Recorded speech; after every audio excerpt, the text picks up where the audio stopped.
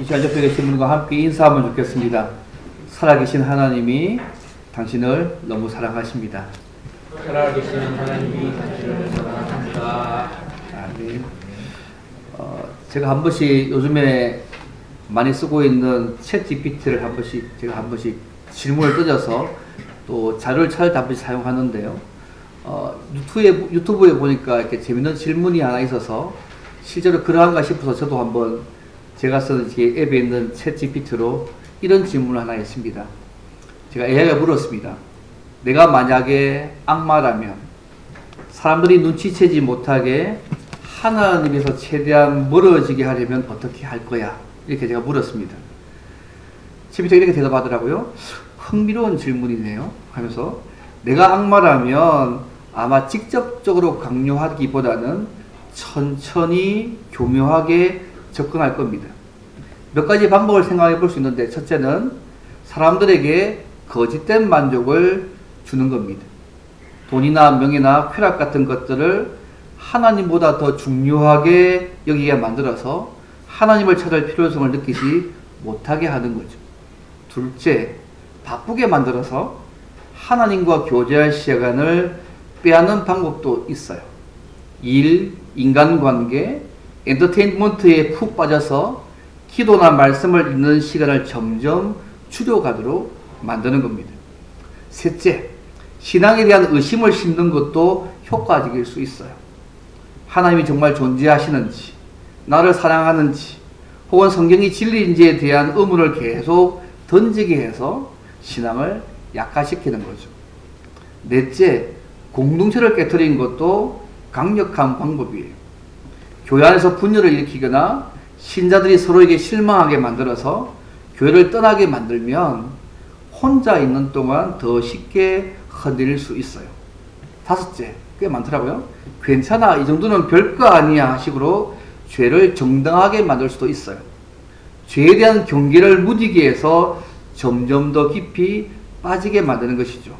마지막 여섯 번째, 거짓된 신앙이나 왜곡된 가르침을 심어서 하나님을 따른다고 생각하면서도 실제로는 엉뚱한 방향으로 가게 만들 수도 있어요.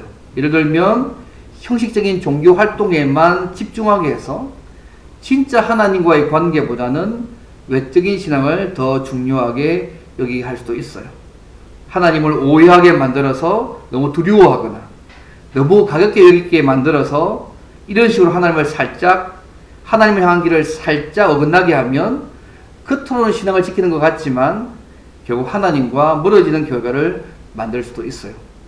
그래서 이런 방법으로 천천히 자연스럽게 사람들을 하나님과 멀어지게 만들면 본인도 모르는 사이에 하나님 없는 삶이 익숙해질 거예요. 제가 깜짝 놀랐습니다. 유튜브에서 짧게 나왔는데 제가 된 GPT에 물어보니까 이렇게 대답하는 거예요. 꽤 많은 분량이지 않습니까? 여러분 어떻습니까? AI가 말한 하나님과 멀어지게 하는 방식에 혹시 처해 계시지는 않으십니까? 근데 오늘 본문에 보면요, AI가 말한 것처럼 하나님과 멀어진 상태에 있는 블레셋과 이스라엘 백성들에게 하나님께서 언약궤가 돌아오는 그 과정에서 하나님이 어떤 분이시고 하나님을 어떻게 섬겨야 할지를 말씀하시는 내용입니다. 그래서 오늘 말씀을 통해서 우리가 섬기는 하나님이 어떤 분이시고 우리가 어떻게 섬겨야 할지를 좀 함께 좀 생각해 보기를 원합니다. 우리가 섬기는 하나님이 어떤 분이실까요? 오늘 본문은 블레셋 사람들에게 또 당신의 백성들에게 이중적으로 말씀한 말씀인데요. 우리가 섬기는 하나님이 어떤 분이라고 생각하세요? 첫째는요, 죽은 하나님이 아니라 지금도 살아계셔서 역사와 만물을 주장하시는 참된 신이십니다.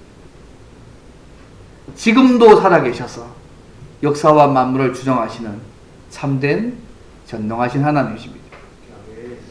엘리 제사장이 이스라엘 사사가 된 지 한 40년쯤이에요. 사무엘상 4장에 나온 말씀인데 이스라엘과 블레셋 사이에 아벡이라는 전투가 있었습니다. 이스라엘 전쟁에서 패배했어요. 패배하고 난 이후에 실로에 있었던 여호와의 언약궤를 전쟁터에 메고 나갑니다. 언약궤는 하나님 이곳에 임재해 계신다.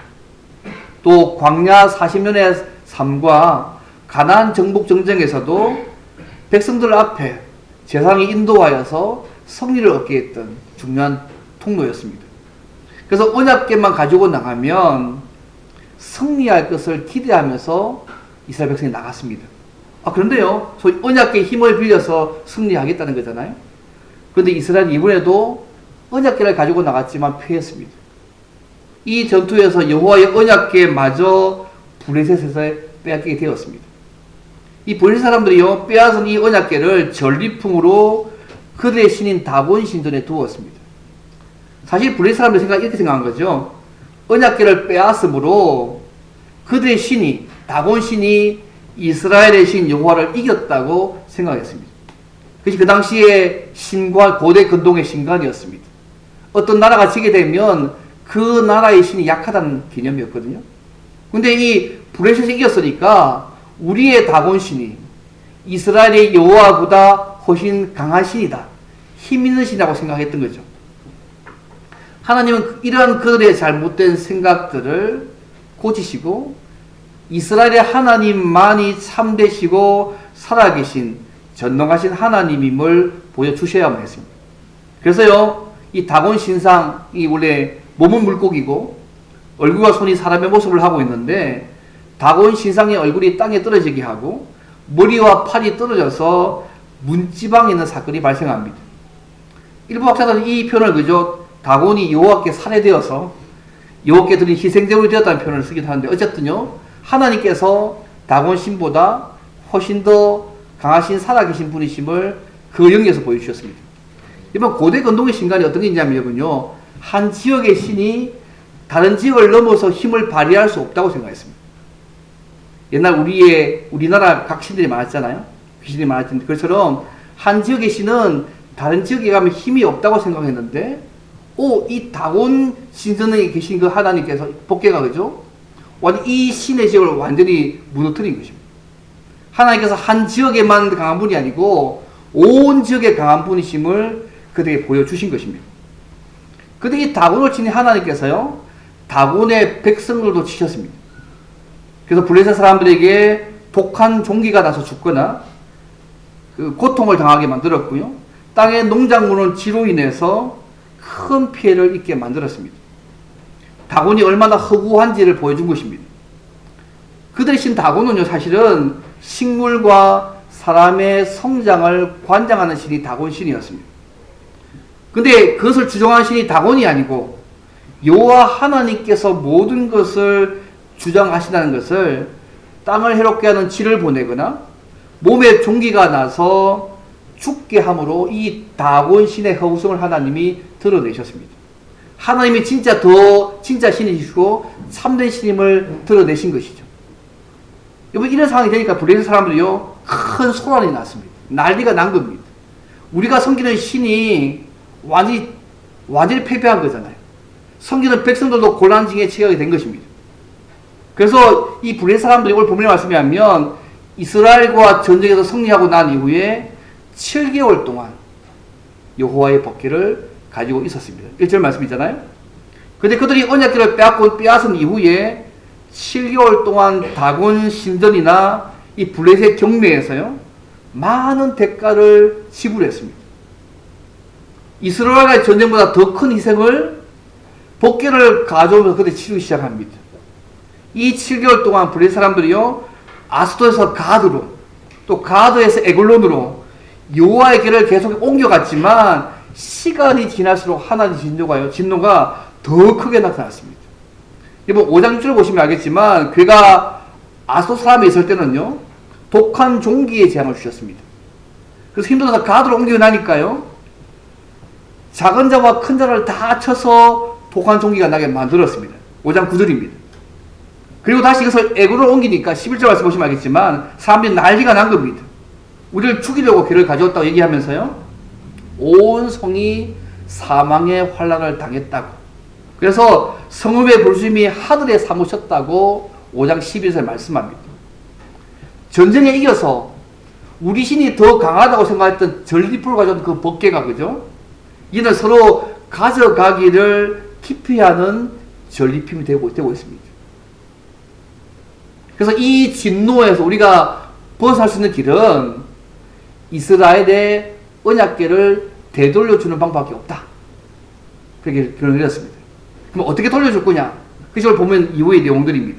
그래서요, 어떤 방법으로 여호와의 길을 돌려보낼지를 자신들의 제사장들과 복술자들에게 묻습니다. 2절 말씀입니다.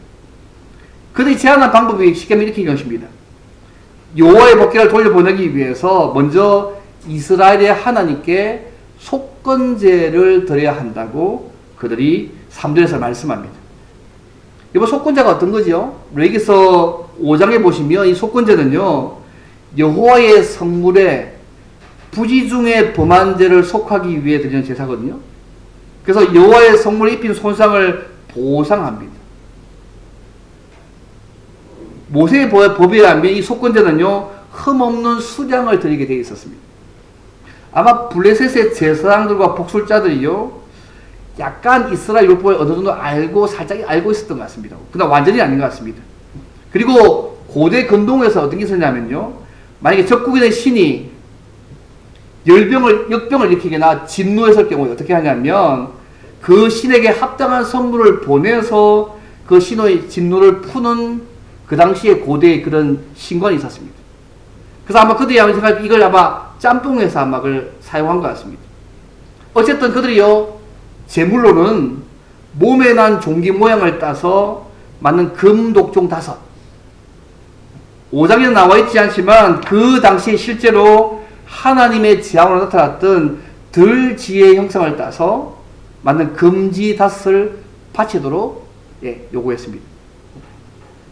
독종 형상을 만든 것은요, 아마 그들이 생긴 재앙들을 상기시키는 것이고요, 쥐를 만든 것은 하나님이 보내신 재앙이 아마 쥐를 통해서 옮겨졌다고 생각한 것 같습니다.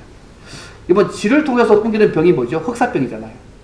그래서 학자들 어떤 분들은 아마 이들이 흑사병으로 고생을 했을 거라 보통 짐작합니다.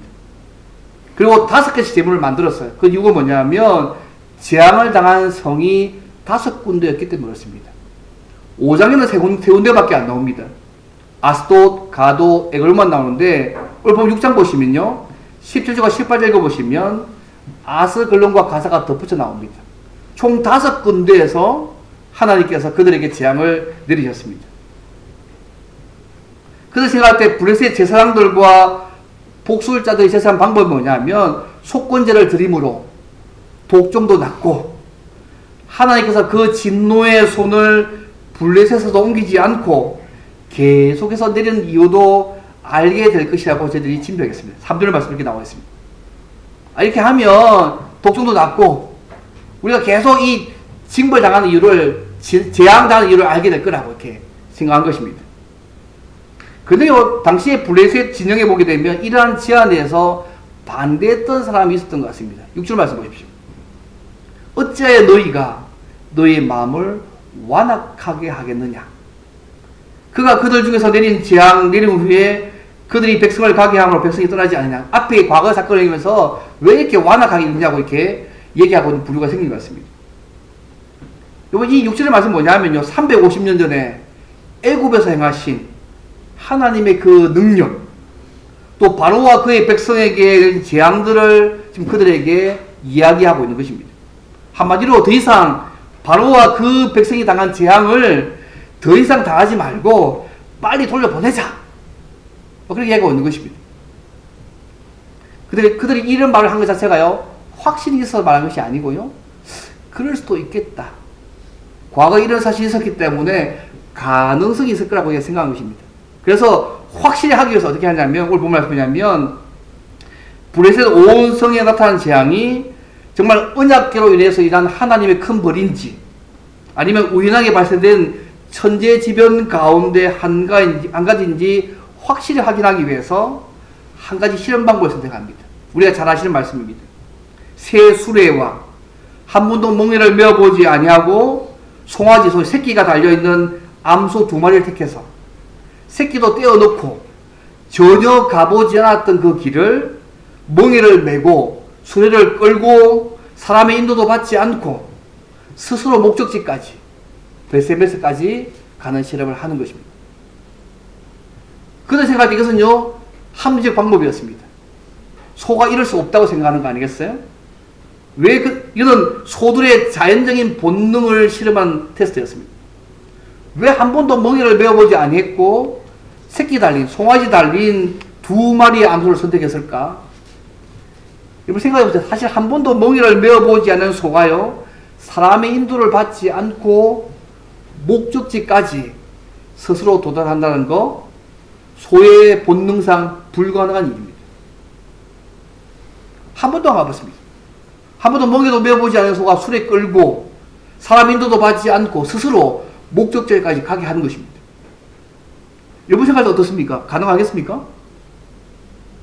불가능한 거 아니겠습니까?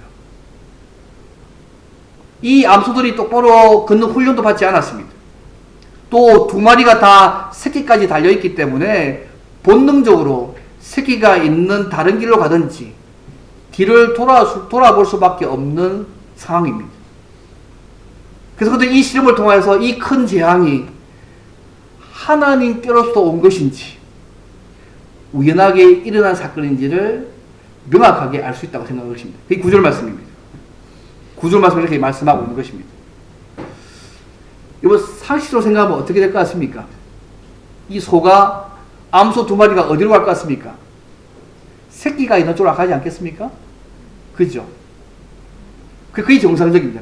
만약 새끼 쪽으로 가게 되면 이것은 우연하게 일어난 일이야.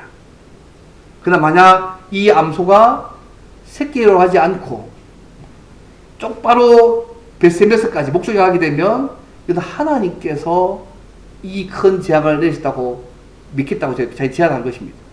대단히 합리적인 방법 아니겠습니까? 여러분 이 상황에서 하나님께서 만약에 가만히 계신다면 어떻게 되겠습니까? 이 재앙들은 우연하게 일어난 사건이 되고 하나님 자신은 과거의 신, 죽어버린 신으로 아마 여겨지게 될 것입니다. 이미 어렵게 빼앗겼잖아요. 그래서 블레셋 사람들이 어떻게 생각하냐면 과거에 능력이 많고 위대했던 이스라엘 그 신이 더 이상 힘을 못 쓴다는 생각들을 이미 가지고 있거든요. 근데 만약에 이 사건에서 명확하게 하나님께서 이 소들을 벳세메스로 인도하지 않으면 하나님은 여전히 과거 한때의 신이지 지금은 살아 역사하는 진짜 신이 아니다. 전능하신 하나님이 아니라고 아마 생각했을 것입니다. 블레셋의 제사장들과 복술자들이 제한 이 방법대로 블레셋의 방백들이요 전나는 소들을 끌어다가 수레를 메우고 송아지들은 집에 가두고 여호와의 궤와 속건제물을 담은 상자를 수레에 싣고 벳세메스로 올라가게 했습니다. 10절과 11절 말씀입니다. 그러면 어떻게 됐을까요? 이렇게 잘 알고 있지 않습니까? 12절 말씀 보시면 같이 한번 읽어볼까요? 12절 말씀 같이 읽어볼까요? 시작. 암소가 벳세메스의 길로 바로 행하여 대로로 가며 갈대에 울고 좌우로 치지 아니하였고 블레셋 방백들은 벳세메스 경계선까지 따라가니라. 먼저 암소들은요 모성의 본능조차 거부하고 바로 벳세메스로 향했습니다. 여기서 벳세메스까지 거리가요 보통은 학자들이 얘기할 때 한 29km 된다고 합니다. 그 오랜 거리를 쫙 간 것입니다. 10m도 아니고 100m도 아니고요 수십 킬로가 되는 그 장소까지 쭉 진전했다고 이야기하고 있습니다.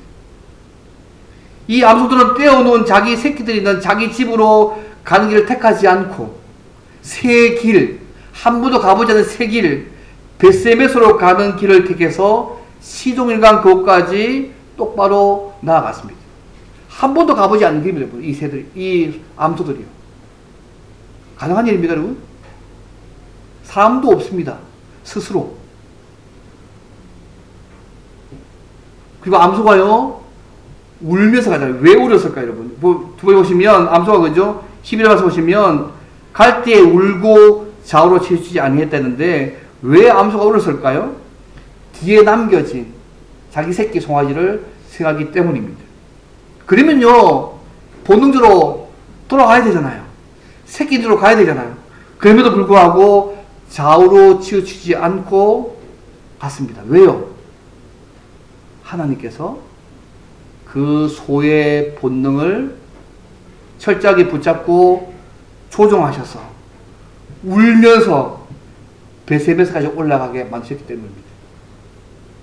여러분, 이 사건으로 하나님이요, 하나님 자신이 얼마나 참되시고 살아계신 전능한 하나님이심을 그들에게 보여준 것입니다. 사실 이 사건은요, 소가 절대 할 수 없는 얘기입니다.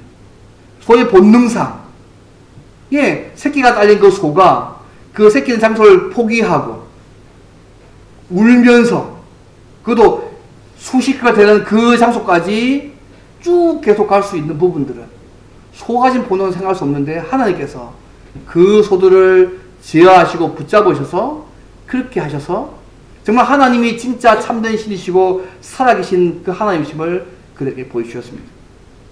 이 실험의 결과를 확인하기 위해서 블레셋 5병력이요, 뒤를 따라갔는데 그들이 실험한 대로 블레셋에 내렸던 모든 재앙들이 이스라엘 하나님에서 나왔다는 사실을 그들이 확인했습니다. 블레셋 제사장이 이야기한 것처럼 과거 역사에서 애굽의 바로에게 재앙을 내리시고 자기 백성을 구원하신 그 동일하신 하나님임을 하나님께서 그들에게 증명해 주셨습니다. 과거의 한 시대만의 하나님이 아니라 출애굽 사건 이후 이게가 350년 지난 사건이거든요. 350년 지난 지금에도 역사와 만물을 주정하시는 살아계신 전능하신 하나님을 그들에게 드러내셨습니다. 이것이 암소가요, 벳세메스로 올라가는 사건의 중요한 핵심 내용들입니다. 근데요, 재밌는 것은 뭐냐면 이 블레셋 사람들이요, 이 하나님을 경험했다고 해서 그들이 자기들의 성기는 다곤신을 버리고 하나님을 믿고 그분의 백성이 된 것은 아니라는 얘기입니다. 인도 경험에서 우리 신보다 이제 이스라엘 하나님을 믿어야지, 우리 신 버리고 이제 하나님 믿고 이제 그분의 백성이 되어야 될 것인데 그렇게 하지는 않습니다. 우리가 섬기는 하나님은요, 과거뿐 아니라 지금도 여전히 살아계셔서 역사하시는 참되신 분이시고 전능하신 하나님이십니다. 여러분 믿으십니까? 과거에 존재한 죽은 하나님이 아니고 지금도 살아계셔서 역사와 만물을 주장해 가시는 참된 하나님이 우리의 하나님이시고 우리의 아버지십니다. 오늘 어떤 사람은 이렇게 얘기합니다. 나의 어떤 문제를 해결해 주면 하나님이 살아계실 줄 믿겠다고 말하는 분이 한 분씩 있습니다. 우리가 이런 방식으로 하나님을 시험할 수도 없고 시험해서도 안 됩니다. 이미 하나님께서는 성경의 기록을 통해서 참되시고 살아계신 하나님이심을 우리에게 분명히 보여주셨습니다. 오늘 우리가 성경 말씀을 읽을 때에 살아계신 하나님, 지금도 살아계신 하나님을 우리의 삶 속에서 만날 수 있습니다. 그래서 마틴 루터는 이렇게 얘기합니다. 기록된 하나님의 말씀을 통하지 않고서는 하나님이 보이지도 알려지지도 이해되지도 않는다고 마틴 루터 이야기합니다. 무슨 말이겠습니까? 말씀을 떠나서는 결탄코 하나님을 알 수 없다는 말 아니겠습니까?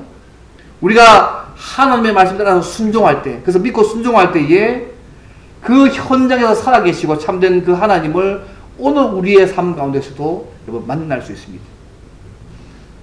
오늘 우리 주변에요, 무신론자도 많습니다. 하나님이 없다고 말하고 믿지 않는 사람도 많습니다. 리차드 도킨슨 쓴 책 보셨어요? 만들어진 신. 우리가 존재하지도 않는 신을 믿는 거 망상이라고 자기차게 얘기합니다. 존재하지도 않는 신을 믿고 있다고, 만들어진 신을 믿는 거 망상에 사로잡힌 거라고 얘기하잖아요. 불가신론자도 많습니다. 하나님이 존재한지 여부를 증명해 보기 전에 믿지 않는 자들도 많습니다. 그렇지만 여러분, 오늘 하나님은요, 여전히 참되시고 살아계신 하나님이십니다. 그러면 성령의 기록들을 그 받아들이고 정말 저도 하나님 여전히 살아계셔서 참되신 분임을 믿어야 합니다. 근데 가끔 우리 신자들조차도요, 하나님이 살아계시지 않는 것처럼 말하고 행동하는 실제적 무신론자도 가끔씩 있는 것 같습니다. 자, 여러분, 하나님은 벳세메에서 일어난 암소 사건을 통하여서 믿지 않는 블레셋 사람들에게 하나님이 인간의 생명과 모든 일의 주인 되시다는 것을 그들에게 알려주셨습니다. 하나님은 과거뿐만 아니라 죽은 하나님이 아니고 과거뿐만 아니라 지금도 여전히 살아계셔서 역사와 만물을 주장하시는 전능하신 참된 하나님이십니다. 하나님이 살아계셔서 역사하심이 우리의 눈으로 보고 피부로 느껴질 만큼 되지 않는다 하더라도, 마치 우리의 삶의 현실을 볼 때 하나님이 없는 것처럼, 아무런 힘이 없는 것처럼 보인다고 할지라도 하나님은 여전히 살아계셔서 역사하고 계심을 믿으시기를 바랍니다. 이번 암소를 붙드신 그 하나님의 손이 오늘도 이 세상과 우리의 삶도 붙들고 계심을 잊지 않으시면 좋겠습니다. 그래서 블레셋 사람들, 아직까지 주님을 알지 못하는 사람들에게, 복음을 듣지 못한 사람들에게 우리가 은혜로 받은 이 복음을 때려 얻든지 못 얻든지 전하기를 힘쓰시기를 바랍니다. 오늘 아침에 보니까 송정민께서 가까워 도시면서 물질 돌리면서 전도하시고 돌아오시던데요. 또 심주산이 아침마다 매주일마다 전도하시지 않습니까? 또 우리가 일일 봉행을 통해서 우리가요, 잘 나오지 않는 장기 개척자나 우리가 기도하면서 초청할 분들 초청하기를 원합니다. 그분들에게 주님을 만날 수 있는 길을 주시고요, 또 영적으로 회복할 기회를 주시면 좋겠습니다. 그러면 살아서 역사하시는 하나님을 우리의 삶 가운데도 생생하게 하나님께서 누리게 하실 것입니다. 때를 얻든지 못 얻든지 내가 받은 은혜의 복음들을 증거하시기 시작하면 살아서 역사하시는 하나님을 오늘 우리의 삶 가운데 하나님께서 생생하게 누리게 하실 것입니다. 날마다 이 하나님의 은혜를 풍성히 누리는 저와 여러분 되기를 주님을 바랍니다. 마지막 두 번째로, 그러면 언약궤가 돌아오는 과정을 통해서 하나님은 이스라엘 백성에게 무엇을 알려주기 원하실까? 이 두 번째입니다. 어떤 상황에서도 살아서 역사하시는 하나님의 통치를 믿고 말씀에 순종하며 살아야 합니다. 어떤 상황에서도 살아서 역사하시는 하나님의 통치를 믿고 말씀에 순종하며 살아가야 합니다. 사실 하나님께서는요, 블레셋과의 전쟁에서 그들이 언약궤를 메고 나갔을 때 성의를 주셔가지고 자신이 과거 역사 가운데 이스라엘 백성을 구원하신 참되신 살아계신 하나님이심을 보여줄 수 있었습니다. 하지만 그렇게 하지 않으셨습니다. 오히려 블레셋과의 전쟁에서 지고 난 이후에 하나님은 하나님 자신이 살아계신 참 하나님이심을 보여주셨습니다. 왜 그렇게 하셨을까요?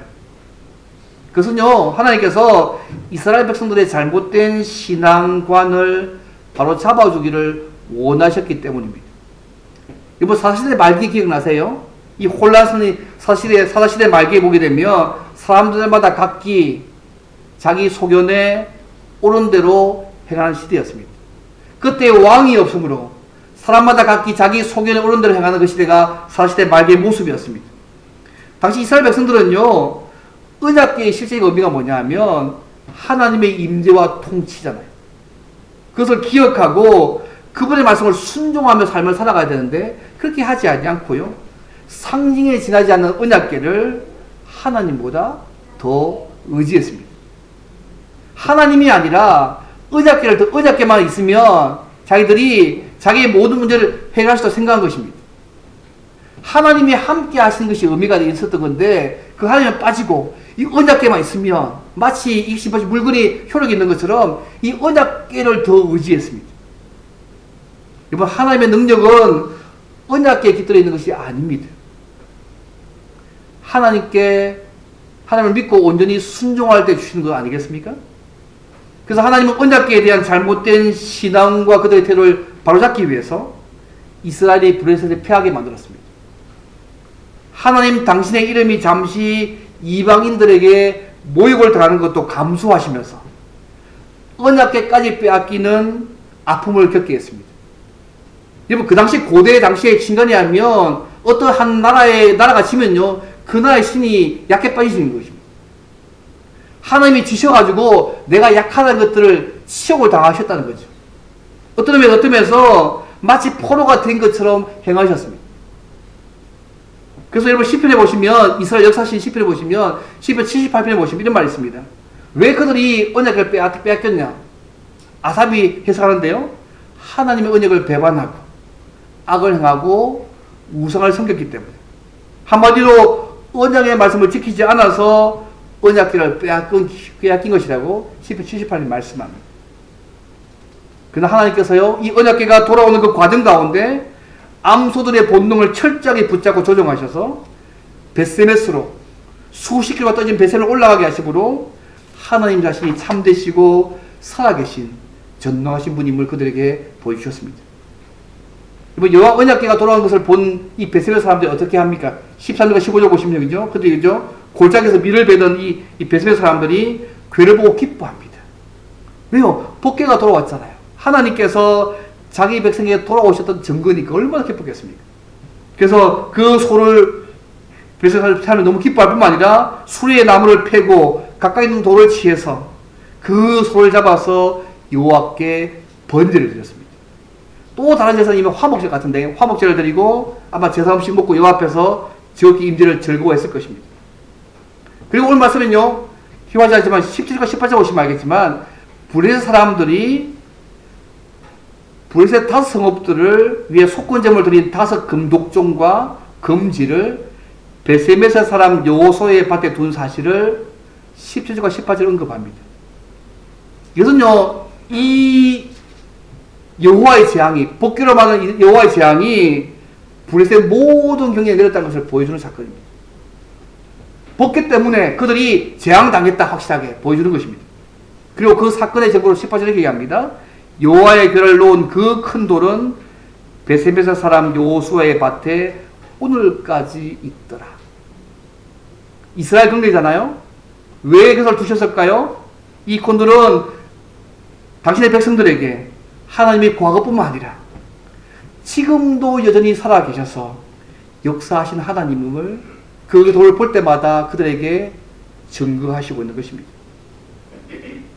지금도 살아계셔서 역사하시는 하나님의 말씀을 순종하지 않으면서 언약궤만 매는 종교행위는 아무런 의미가 없다는 것들을 이 언약궤가 돌아오는 과정을 통해 하나님께서 그들에게 보여주셨습니다.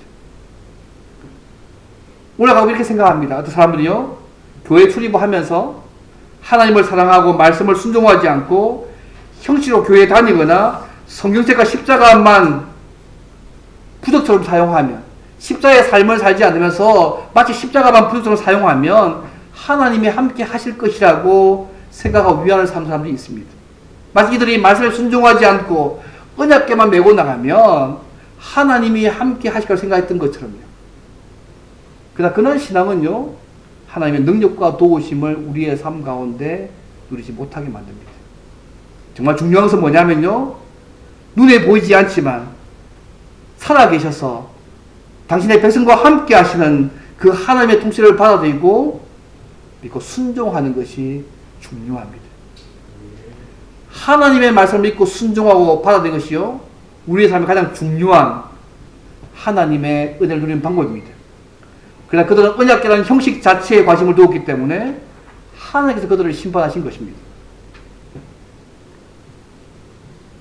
이번 중요한 것은 형식과 규칙 따위의 종교생활 하는 것도 중요하지만 그 정도가 아니라 살아계신 하나님의 통치를 날마다 받아들이고 그분의 말씀을 믿고 순종하는 것, 그것이 더 중요합니다. 구약시대에는 언약궤라는 상징론을 통해서 그렇게 하셨지만 오늘날에는 언약궤의 성취가 되시는 예수님 안에서 하나님 우리에게 은혜를 베풀어 가십니다. 우리가 주님 안에서 말씀 듣고 순종하고 주님 앞에 겸손하게 나아갈 때에 살아서 역사하신 하나님의 통치를 우리의 삶 가운데 하나님은 누리게 하실 것입니다. 이번 마틴 루터가 얘기를 제가 몇 번 얘기한 것 같은데요. 마틴 루터가 종교개혁 하면서요, 수많은 위험과 박해에 직면했습니다. 그때만 루터가 테이블 위에 손가락으로 적었던 문장이 있습니다. 라틴어로 비비드 그는 살아계시다. 하나님은 살아계신다는 말이 그가 늘 적었던 문장이었습니다. 비록 아무런 힘도 능력도 없는 나약한 존재지만 하나님께서 살아계신다는 그 사실에 그는 의지했습니다.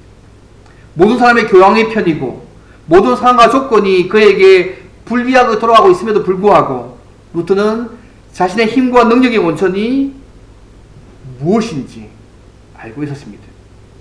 어쩌면 종교개혁의 성공은요, 하나님은 살아계시다는 한 개혁가의 하나님을 향한 진실한 신앙 고백 위에서 어쩌면 가능할 수 있을지 모르겠습니다.